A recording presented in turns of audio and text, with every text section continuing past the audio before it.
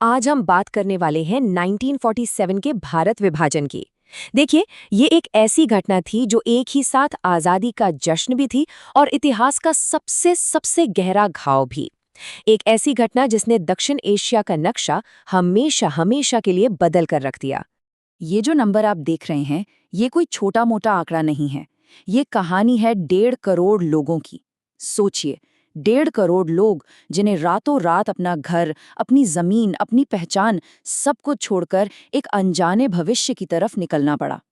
ये इंसानी इतिहास का सबसे बड़ा और सबसे तेजी से हुआ सामूहिक पलायन था। तो सवाल ये उठता है कि दशकों पुराना आज़ादी का सपना आखिर बंटवारे के इस भयानक दुस्वप्न में कैसे बदल गया? कैसे हुआ ये सब? इसको समझने के लिए हमें कहानी की जड़ों तक जाना होगा, यानी कि 20वीं सदी की बिल्कुल शुरुआत में। जी हाँ, बंटवारे की जो जड़ें थीं वो 1947 से कहीं ज्यादा गहरी थीं। इसके बीज तो 20वीं सदी की शुरुआत में ही बो दिए गए थे। जरा इन घटनाओं के सिलसिले को समझिए। 1905 में अंग्रेजों ने बंगाल का विभाजन किया, जिसने पहली बार लोगों को धार्मिक आधार पर बांटा। फिर क्या हुआ? ठीक अगले साल 1906 में अलग प्रतिनिधित्व की मांग उठी और फिर ऑल इंडिया मुस्लिम लीग का गठन हो गया। मतलब हर एक कदम ने दूसरे को जन्म दिया और धीरे धीरे राजनीतिक पहचान धर्म पर आधारित होने लगी।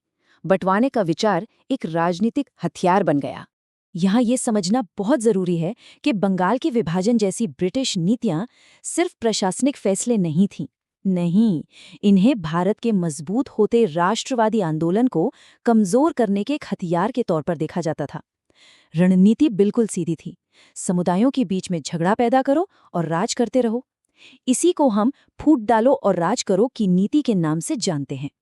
और इसी उथल-पुथल भरे माहौल में दो ऐसे बड़े नेता उभरे जिनके विचार एक दूसरे से बिल्कुल अलग थे, और इन्हीं दो विचारधाराओं के टकराव ने उपमहाद्वीप के भविष्य की कहानी लिख दी। एक तरफ थे महात्मा गांधी और दूसरी तरफ मोहम्मद अली जिन्ना। महात्मा गांधी वो एक अखंड भारत के सबसे बड़े पैरोकार थे। उनके लिए ये कोई राजनीतिक मुद्दा नहीं था, बल्कि एक नैतिक विश्वास था। वो मानते थे कि हिंदू और मुसलमान एक ही राष्ट्र का हिस्सा हैं और देश को बांटना एक बहुत बड़ी त्रासदी होगी। उनका ये जो मशहूर कथन है, वो बंटवारे के प्रति उनके गहरे दर्द को साफ दिखाता है। और दूसरी तरफ थे मोहम्मद अली जिन्ना, जो एक अलग राष्ट्र की अपनी मांग पर अड़े हुए थे। मुस्लिम लीग का प्रतिनिधित्व करते हुए उनका तर्क था कि मुसलमानों के अधिकारों और उनकी पहचान की रक्षा के लिए एक अलग राज्य यानी पाकिस्तान बेहद जरूरी है। यहाँ पर देखिए, दोनों विचारधाराओं का टकराव कितना साफ है। एक तरफ गांधी और कांग्रेस पार्टी, जो एक ऐसे संयुक्त और धर्मनिरपेक्ष भारत का सपना देख रहे थे जहां सभी धर्मों के लोग एक साथ रह सकें, और दूसरी तरफ जिन्ना और मुस्लिम लीग, जो द्विराष्ट्र सिद्धांत पर अड़े थे। इसका सीधा सा मतलब था कि हिंदू और मुसलमान दो अलग अलग राष्ट्र हैं, इसलिए उन्हें अपने अपने अलग देश चाहिए। ये एक ऐसा बुनियादी टकराव था जिसका कोई आसान हल निकल ही नहीं रहा था। और ये टकराव 1940 का दशक आते आते और भी गहरा हो गया। जैसे जैसे आज़ादी नज़दीक आ रही थी, राजनीतिक बातचीत एक ऐसे मोड़ पर पहुंच गई थी जहां से अब पीछे हटना नामुमकिन था। समझौते का हर रास्ता बंद हो चुका था। 1946 में अंग्रेजों ने कैबिनेट मिशन योजना के साथ बंटवारे को टालने की एक आखिरी कोशिश की। प्लान ये था कि एक संयुक्त भारत बनाया जाए, जिसमें केंद्र सरकार कमजोर हो और प्रांतों को ज्यादा अधिकार मिले। लेकिन ये कोशिश भी नाकाम रही। क्यों? क्योंकि कांग्रेस को एक कमजोर केंद्र मंजूर नहीं था और मुस्लिम लीग को पाकिस्तान से कम कुछ भी नहीं चाहिए था। और आखिरकार मुस्लिम लीग ने इस योजना को पूरी तरह से खारिज कर दिया। 29 जुलाई 1946 को उन्होंने पाकिस्तान हासिल करने के लिए प्रत्यक्ष कार्यवाही यानी डायरेक्ट एक्शन का ऐलान किया। और बस यही वो निर्णायक मोड़ था जिसने बातचीत के सारे दरवाजे बंद कर दिए और टकराव का रास्ता खोल दिया। उपमहाद्वीप के भाग्य पर मोहर लग चुकी थी। और इसके बाद जो हुआ वो इतिहास के सबसे दर्दनाक अध्यायों में से एक है।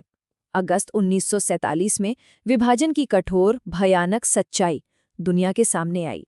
ये है रेडक्लिफ लाइन, भारत और पाकिस्तान के बीच की नई सरहद। इसे एक ब्रिटिश वकील ने सिर्फ कुछ हफ्तों में नक्शों के आधार पर खींच दिया था। एक ऐसा इंसान जिसे भारत की जमीनी हकीकत का कोई अंदाजा ही नहीं था। इस एक लकीर ने पंजाब और बंगाल जैसे सदियों से एक साथ रहे प्रांतों को दो टुकड़ों में चीर दिया और रातों रात लाखों लोग अपने ही घर में अजनबी हो गए, नए देशों की गलत तरफ फंस गए। इसका नतीजा बहुत भयानक था। ऐसे सांप्रदायिक दंगे भड़के जिनकी किसी ने कल्पना भी नहीं की थी। हिंदुओं और सिखों का भारत की ओर और मुसलमानों का पाकिस्तान की ओर बड़े पैमाने पर पलायन शुरू हो गया। इस बंटवारे की कीमत इंसानी जानों से चुकाई गई। एक अनुमान के मुताबिक इस सांप्रदायिक हिंसा में लगभग 6 लाख लोग मारे गए। ये सिर्फ एक नंबर नहीं है, ये 6 लाख खत्म हो चुकी जिंदगियों और तबाह हुए परिवारों की कहानी है। और इस हिंसा का सबसे बुरा असर महिलाओं पर पड़ा। ये आंकड़ा बताता है कि दोनों तरफ से लगभग 83,000 महिलाओं और लड़कियों का अपहरण किया गया या उनके साथ बलात्कार हुआ। और हम फिर से उसी संख्या पर वापस आते हैं जहां से हमने शुरू किया था, 1.5 करोड़। सोचिए, 1.5 करोड़ लोग, इतने सारे जीवन, इतनी सारी कहानियां हमेशा के लिए अपनी जड़ों से उखड़ गईं। ये सिर्फ पलायन नहीं था, ये एक पूरी की पूरी पीढ़ी का विस्थापन था। आखिर में बस यही कह सकते हैं कि एक नक्शे पर खींची गई एक लकीर ने दुश्मनी और संघर्ष की एक ऐसी विरासत बना दी जिसका असर आज भी भारत और पाकिस्तान के रिश्तों पर और पूरे दक्षिण एशिया की राजनीति पर दिखता है। ये हमें सोचने पर मजबूर करता है कि क्या इतिहास कुछ और हो सकता था।